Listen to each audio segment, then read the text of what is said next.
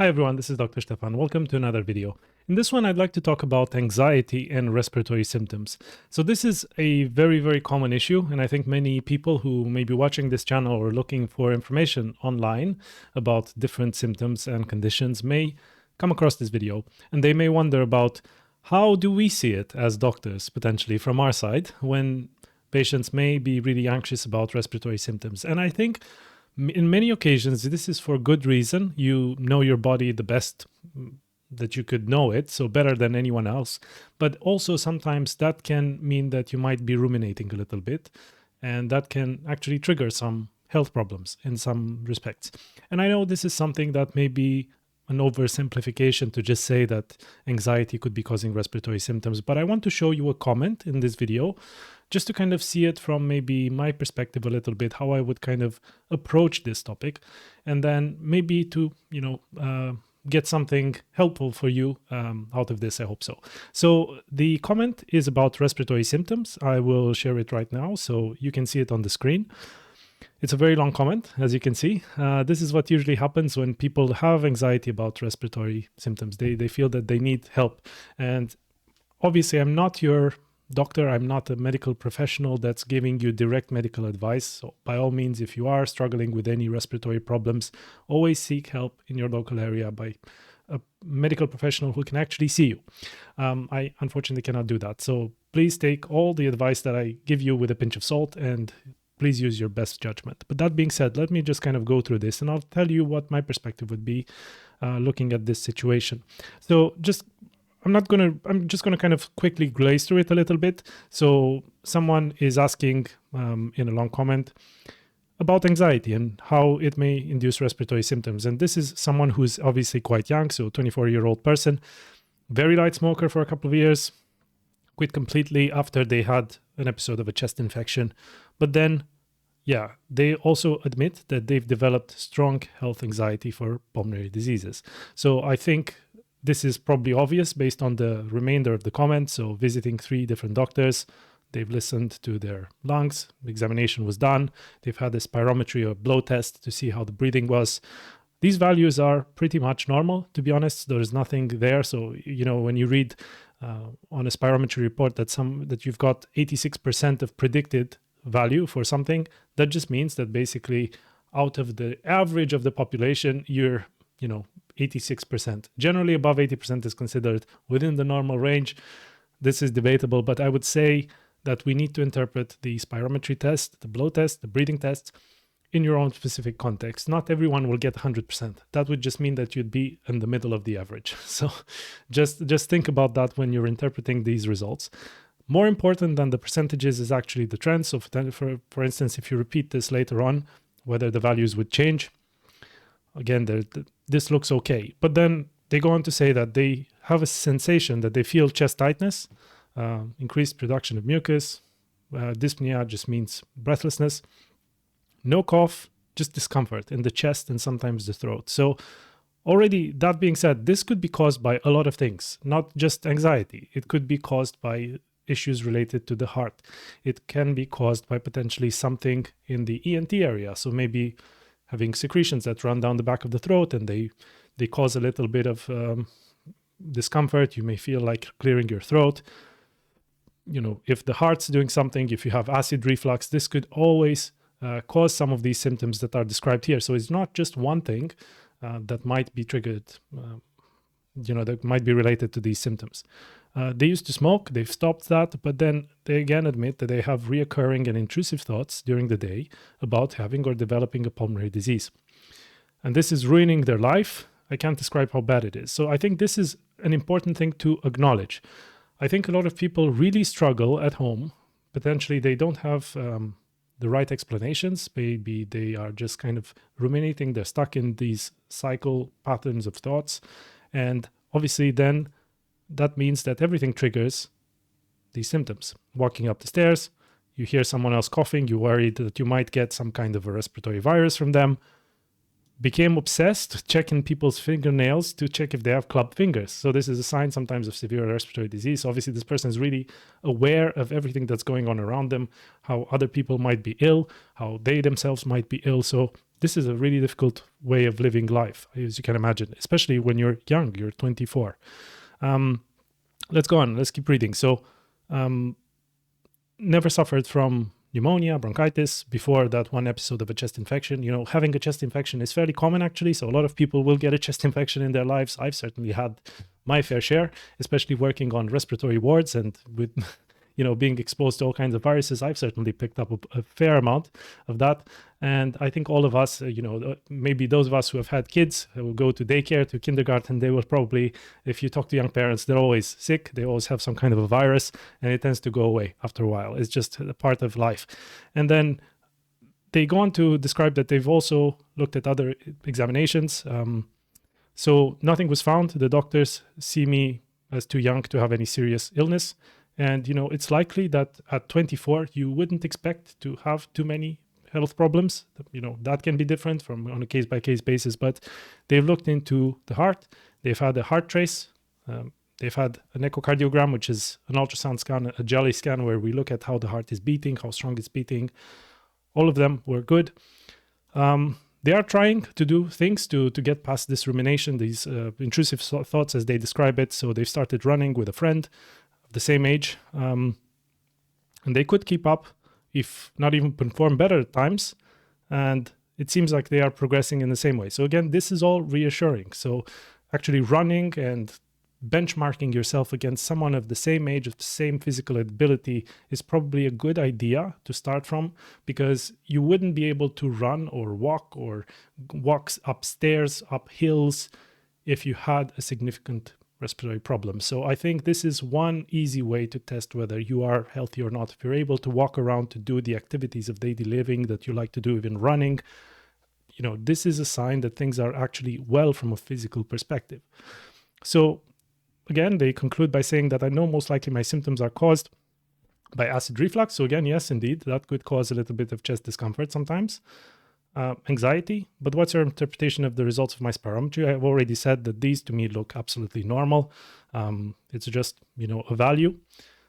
And then, which further exam should I do to rule out any conditions? My doctors were absolutely not worried and did not suggest any further exam, but I can't live like this.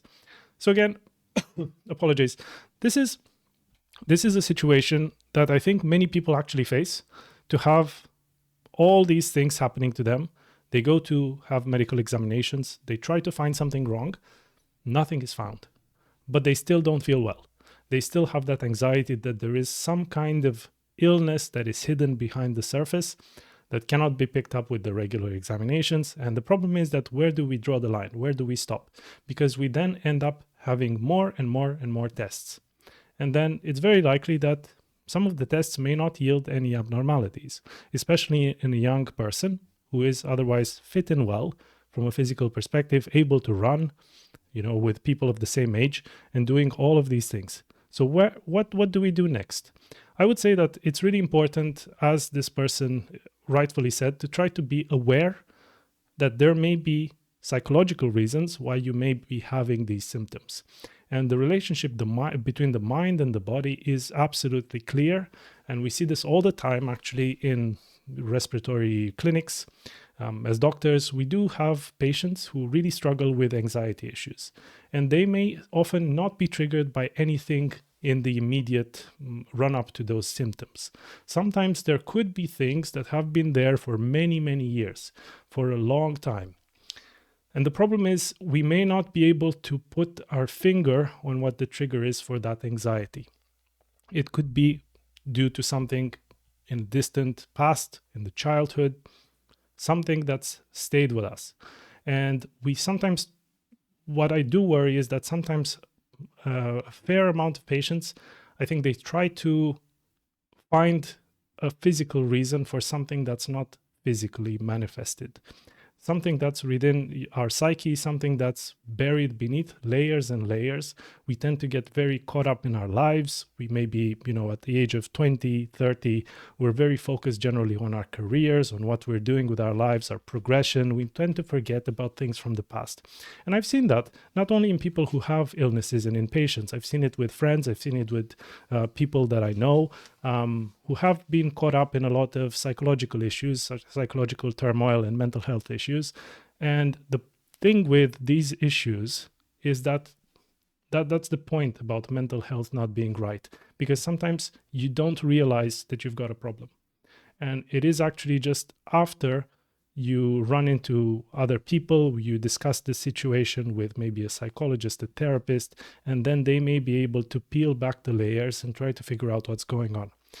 But actually, having strong anxiety probably will cause some symptoms. It might make your heart skip a beat every now and then. You might get some palpitations. You might end up running to the cardiologists to try and get different opinions on what might be going on with the heart, but maybe nothing is found. But there are conditions such as broken heart syndrome, for instance, which is described, you can look it up online, where people can develop actually organic, physical cardiac disease in the context of mourning or losing someone very dear. So this is definitely a situation in which we cannot just put it all down to anxiety and say, okay, it's anxiety, nothing will happen, there is nothing physically wrong. Because anxiety over a long period of time, over many years, will lead to chronic stress, and that will lead to definitely developing certain illnesses. So sometimes, the prophecy becomes true. So it's very, very important to try to figure out what is causing the anxiety. I think this would be my take on these situations. So for instance, if someone like this person would come to see me in clinic, what I would probably try to do is, even though I'm not a psychologist, I would try to ask some questions as to what's been going on. So I did have a patient in clinic actually not long ago, and they were saying that they felt more fatigued, but all the tests didn't look much worse than before, and it was someone who had a very significant health problem.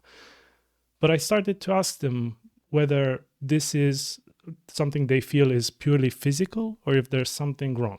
So if I framed the question that way, not in a threatening way, but they started to tell me that they have been sleeping poorly lately, they have been waking up at night, they have been thinking more about what's going on with their situation, what's the future holding for them based on the condition that they have.